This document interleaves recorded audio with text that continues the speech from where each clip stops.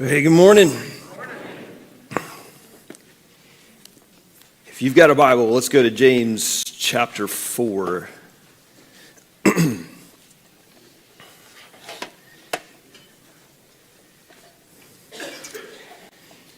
So when our first child, Maddie, she is 22. When she was 3 or 4, we bought one of those little tricycles that has the handle on the back. You know what I'm talking about? So like mom and dad can like steer. So we bought her one of these little tricycles, and it's one of those things that you buy firstborns, but you don't do that for the second or third. I mean, it's just one of those like, oh, we got a baby, we got to get all the stuff, and that's one of them. It's kind of like the wipe warmers. You know what I'm talking about? I don't know how you like we bought that, we got that for our kid. Like, yeah, you got to have a wipe warmer. You don't want to wipe, with a cold, whatever. And but it's one of those like, you just kind of get over that. And like by the time the second or third board comes along, it's like I remember our last one. When our last one was a baby, my wife's like, hey, I need the wipes. Can you go get them? They're in the car. And I'm like, you can't use those. It's like 30 degrees outside. And they were both like, I should be all right. This is what happens. We go from wipe warmer, like buying this thing, to like 30 degrees, she'll live. Should be all right. But we would put Maddie on this tricycle, and she would just ride this thing, and just like her little legs would go, and just like she just owned the place, and like she owned the street. And so, but the whole time, I would be. My hand was on the back. Like my hand was on, like I had control. She didn't know. I mean, I had more control in my one hand than she had in all of her, 2 little legs. And she's just going down the road. And the whole time she forgets that I'm the one who's doing the thing here. Like I'm actually the one that's making us go. And James is going to say in this next passage that you and I are the ones on the tricycle, that we're just cruising through life like we got this, I can do this, not giving thought that God has his hand on the handle the entire time. James he's been talking about what happens when we buy into worldly wisdom, that we just go along with the way that the world operates. We're like, okay, this is what the world says. This is what we do. This is how we do things. So we're just going to do that. This is what I do in my, in my 20s. This is how I do it. This is the way I go at work. This is what retirement looks like. I'm just going to go about life the way the world says I should do life. And it's about getting as much pleasure as you can out of what you can see. That's worldly wisdom. Is there any hope for my joy, any hope for my pleasure, any hope for fulfillment in my life, then it's going to be here. It's going to be in some relationship. It's going to be in something here. Although the history of the world tells us that 10 out of 10 times that doesn't work. It will not work. It's not going to work. You can go full on and trying to fill the longing in your life with pleasure and happiness, and it's not going to do it. But what happens is that our hearts are so full of pride that we just get stupid, and we don't see it. Like we know what history tells us. We know what we see around us. But we're like, no, but I'm different. We say, well, the reason that it hasn't happened for all those billions of people in the history of the world is because they just didn't do it right. But I'm going to figure it out. Like I know they haven't, but I'm going to figure it out. I'm going to figure out how to make this stuff, this relationship, this marriage, these kids, this experience, the money, sex, a life of ease, whatever your thing is. I'm going to figure it out so it fulfills my life. In fact, what we're talking about today is a sin that is so practical, it is so common, and yet because of our own pride, we don't see it. We don't see it. So what is it? What is the sin that James is going to be talking about? It's the sin of forgetting God. It's the sin of forgetting God. You and I forget God so often and in so many ways that we don't even see it. We're not even aware of it. And yet, as James will show us, there's a pretty good chance that since you've been here at church of all places, you have forgotten God. And it happens not just because we're forgetful people. It's not just because I'm just kind of losing it. It's not it. but because of pride. That's why we forget God. We forget God because of pride, because pride causes you to lose touch with what is real, with reality. And you forget, out of your pride, out of my pride, we forget some vital information about ourselves and about God. So here's what James says, and it's so practical, so common. Chapter 4, verse 13, he says this: "Come now, you who say, today or tomorrow we'll go into such a town and spend a year there and trade and make a profit." So James is talking about something that we all do. He's talking about planning. He's talking about setting goals. He's talking about making a schedule, scheduling your day, scheduling your week, scheduling your year. You got a 5-year plan. You get a 10-year plan. You got a schedule. You got a calendar. Here's what we're going to do tomorrow. Here's what's coming next week. I'm going to spend time doing this. I'm going to go to this place, and as a result, here's what's going to happen. I'll make some money. I'll have a retirement. I'll have a family, whatever it is. But this is the plan. And we all do this, right? I mean, all of us do this. We all make plans. We're all about, setting goals, making plans, whatever it is. And so is James saying that it's wrong to make a plan? No. In fact, the scriptures teach us that we should have a plan, that it is good to have a God-glorifying vision for your life, a God-glorifying vision for your family. We just came out of Nehemiah just several weeks ago, where Nehemiah had a plan.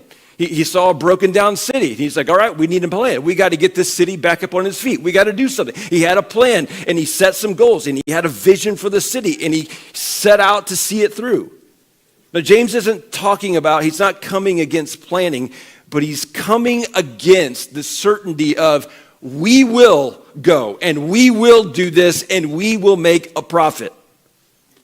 Of course, we need to plan. Of course, we need to have a vision for our lives. But in our planning, and in all we've got going on in our life, and through our planning, and through this is what's going to happen, and where we're going to go, we can get such an ungodly attitude about it all and get arrogant. This is what James, he's going to get to. He says in verse 16, he says, "As it is, you boast in your arrogance. All such boasting is evil." James isn't coming against planning. He's coming against the thing, this attitude, this arrogance that we have, and saying, if it's going to happen, it's because I'm going to make it happen. This is just what's going to happen. I'm going to do this. I'm going to go there, and this is what's going to happen. And James cuts to the quick right away. He says in verse 14, he says, "Yet you do not know what tomorrow will bring." You don't know what tomorrow will bring. Here's the first thing that we forget about ourselves because we forget God, and that is that we have limited knowledge. We have limited knowledge. For all of our planning for the week, for all of your planning for the month, for the year, you have no idea what's coming tomorrow. That's what James is saying. In Proverbs 27, it says, "Do not boast about tomorrow, for you do not know what a day might bring." You don't know what's coming in the next 24 hours. Yeah, I know you've got a series of 24 hours in your life that said, well, this has happened, and this has happened, and this happened, so I'm just assuming this is going to happen tomorrow. This is what's going to happen in the next 24 hours. You don't know. You don't know what's coming in the next 24 hours, so don't get so confident in your plans. A lot can change in a day.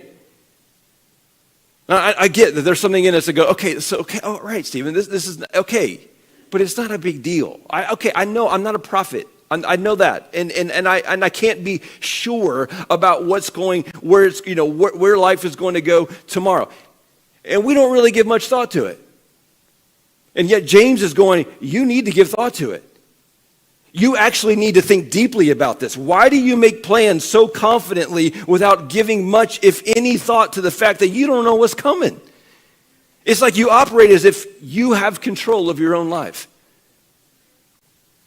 A few years ago, I was in line for something, and I met another pastor there, and it was a gathering for pastors, so it was a good chance I was going to meet a pastor in line. But I didn't know this guy. I just introduced myself, and he told me who he was. I'd never met him before, and his name is Garrett Kell.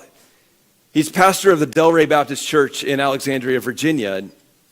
I've since followed him on Facebook and have come to find that his sense of humor and my sense of humor line up. I mean, he gets church and pastoring and kind of can find the humor in that. But I've also come to find, like, again, I don't know him very well at all. I don't know him at all. Just from that one meeting in line. But seemingly a guy who just loves the Lord, loves his family, loves the church. But lately his posts have been very different because of something that happened recently in their family. Actually, what happened in December with their family. And this week he shared an update and he kind of covers what took place. He says on December 21st, 2023, Eden, our 15-year-old daughter, had a 20-hour seizure that led to a 17-day coma and 51 days in the hospital. After her release, she flourished and grew stronger physically and socially. Though she still had healing ahead of her, she was able to finish several classes of school and do many of the normal things that she loved. Under the guidance of her doctors, we began to wean Eden's medicines in hopes of her returning to as much normalcy as the Lord would allow. Normalcy, however, was not part of the Lord's plan. 10 days ago, Eden had her first seizure since December 21st, 2023. It was followed by 4 more seizures, 3 ambulance rides, and 4 hospital stays. Things have been really rough since 6:45 p.m. last night. That was Wednesday of this week. Eden did not recover well from her seizure. In fact, it feels that we have almost fully regressed. We're back in the PICU at Children's Hospital in D.C. Eden can't talk. She doesn't seem to recognize me. She isn't using her right side well or looking to the right much at all. She's very agitated and trying to get out of bed, but has no clue what she's doing.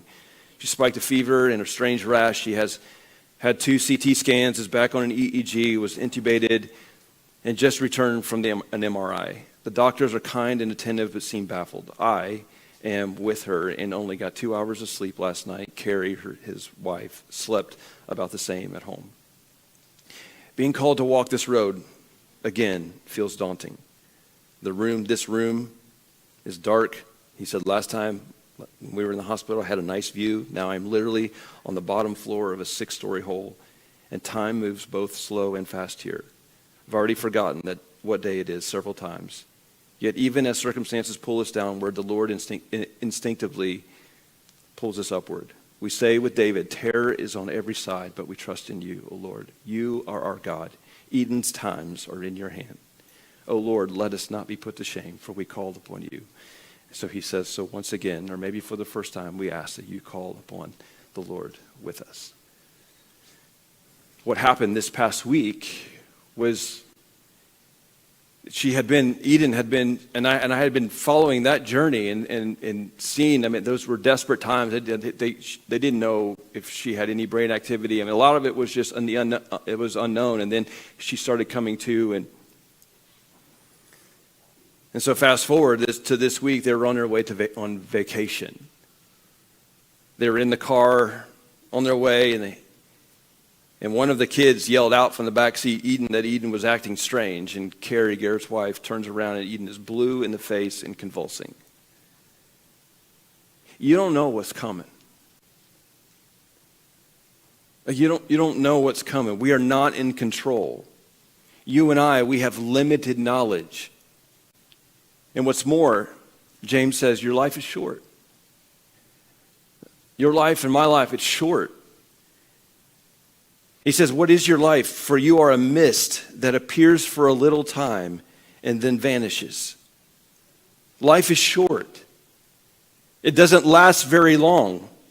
The picture, and I meant to bring something up here, but if you've ever watched something, spray something out of a can and you see it for a moment and then it's gone. It literally is gone in a moment. In a second, it's gone. James is going, that's your life. That's our life. It's here and then it's gone in a second. The younger you are, I know that's just hard to believe. I get that. I understand that. But I'm going to tell you, if you're young, that reality that life is short hits you sooner than what you realize. And I'm not saying that you're going to be, at an age where, you've only got a few years before you realize. That's not what I'm saying. It hits you. The reality that life is short hits you sooner than you realize. I know I used to think when I'm 60, 70, 80 years old, then all of a sudden that will make sense. Like, oh yeah, life is short. Wow, look at all those years that have passed by. And that'll make sense. But honestly, just for me, I don't know what this is for everybody, but for me, when I hit 40, this became the reality to me. When I hit 40, I don't know what it was. Like a shift in thinking happened in my mind where I wasn't just thinking, well, I've got this time. I started thinking, what time do I have left? What is the window of time that I have left? And I don't want to waste these years. And yet there was much that I wish I would have done different in my 20s to prepare me better for the second half of my life. And yet I say all of that to, as if I'm going to reach 60, 70, 80 years old. And I have no idea. I've done enough funerals for children and 20-somethings to know that I don't know what I have. Life is short. So that should shape your priorities. It should bring an urgency to how you're living your life. There's something about being faced with the reality of your own death that brings clarity to your life and what you're living for. Listen, I don't like funerals. I don't like funerals.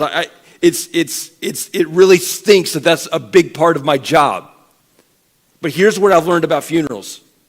People lean in at funerals in ways that they don't normally lean in. Because when you're in a room and you're staring at an open casket of someone that you love, you can't help but think about your own death. You can't help but think, what's my life becoming? Like if I just keep doing what I'm doing in my life, what is that? What am I doing with my life? And what's going to happen to me when this time comes for me? The psalmist says in Psalm 39, he says, Lord, remind me of how brief my time on earth will be. Remind me that my days are numbered and that my life is fleeing away. The Puritans would put their cemeteries right in the middle of their towns. Right in the middle of their towns, because they saw cemeteries not as a place that you would, that you bury the dead so they can, rest in a resting place. It's a resting place for the dead. But they saw cemeteries as a place that was a reminder for those that are living. And when that you look at it and go, okay, that's coming for me. You're going about your life, doing your work, traveling from here to there, going, doing life, but you're always reminded that is coming for me. When death comes, judgment is coming for me. And when you're reminded of that, it changes the way you live. But today, what do? We put our cemeteries on the outside of town. Why? Because we don't want to think about that. We don't want to think about dying. But remembering that life is short brings clarity to your life today. Like when you think about this. Like, what is the thing in your life? Like, what are maybe the top 3 things in your life right now that is just consuming you? Like, you've got like this. These are the 3 things that I've set my mind on. This is the problem that I'm trying to fix. This is the thing that I'm working on. Like, you're planning, you're working, you're praying. Like, what are those things right now? When you think about the time that you've spent this week, this month, this past year, like, what has that time gone toward?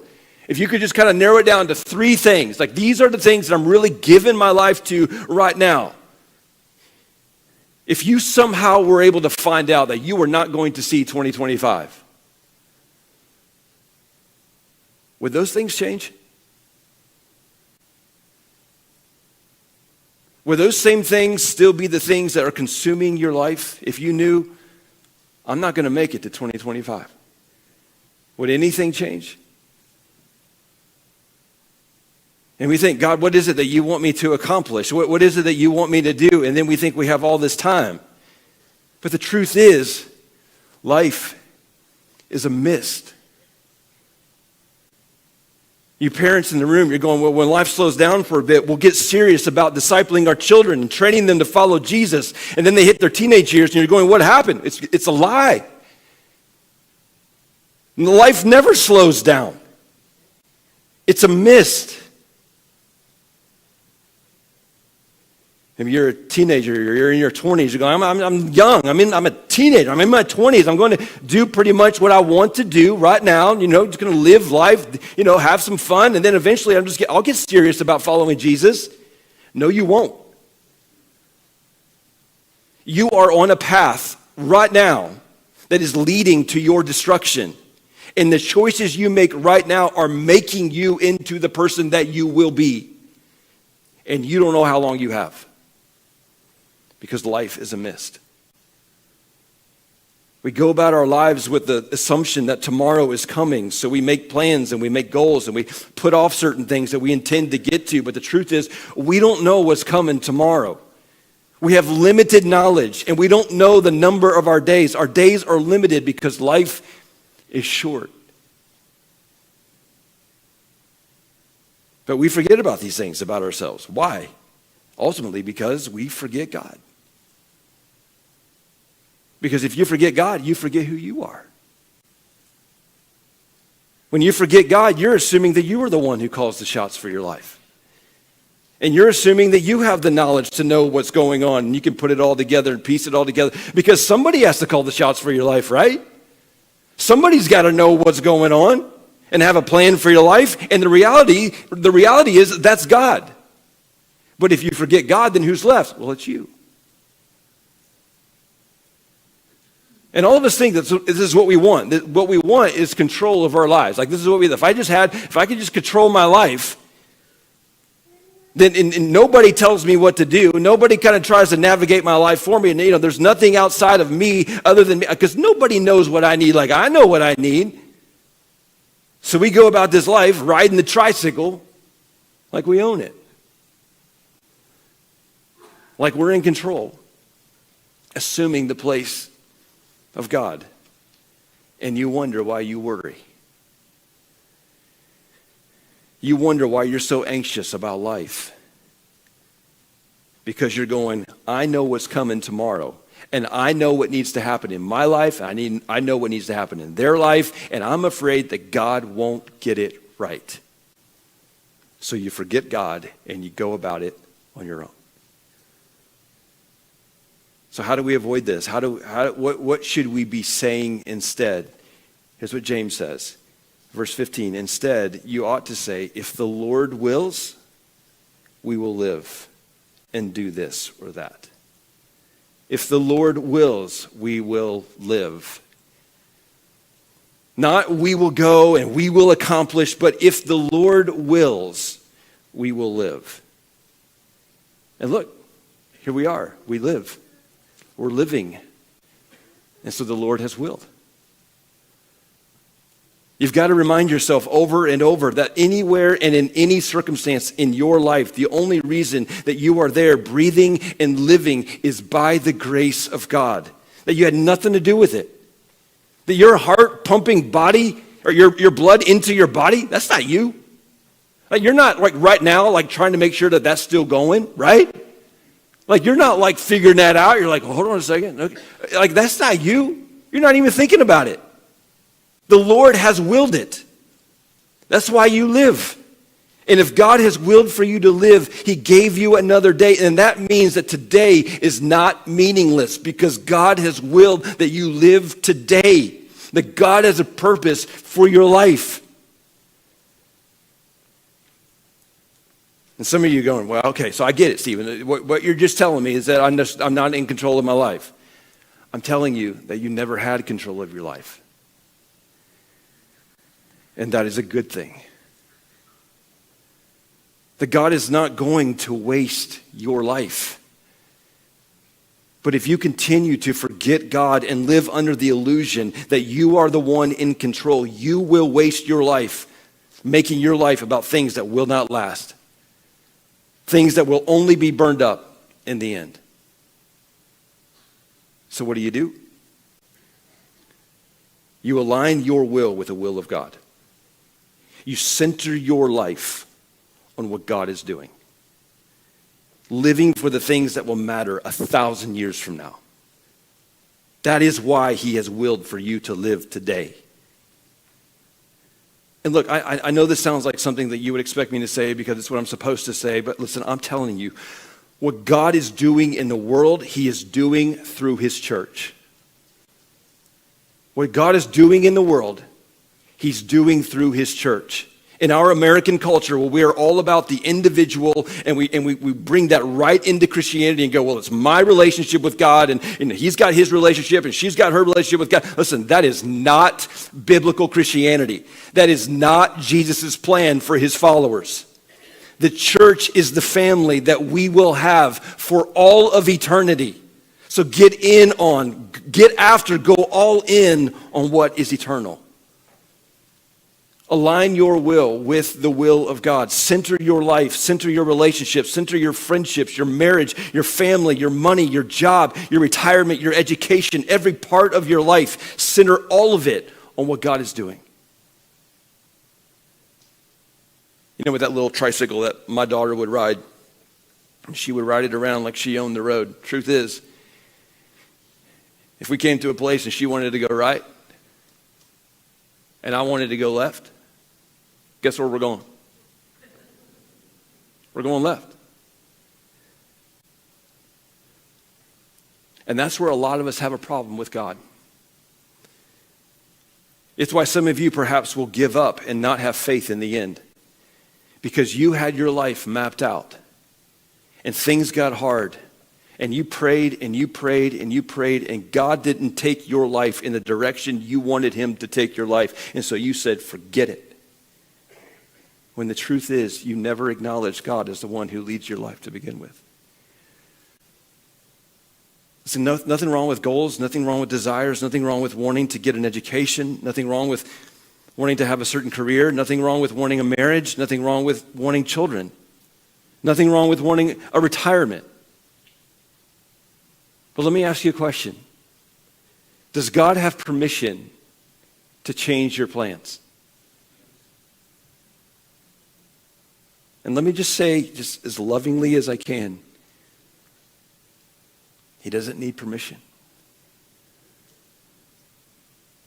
But when you recognize that he is the one who sees it all and he knows it all, and that you can trust him to lead your life, I promise you, he will not waste your life. So a couple of days ago, Pastor Garrett Kell wrote this.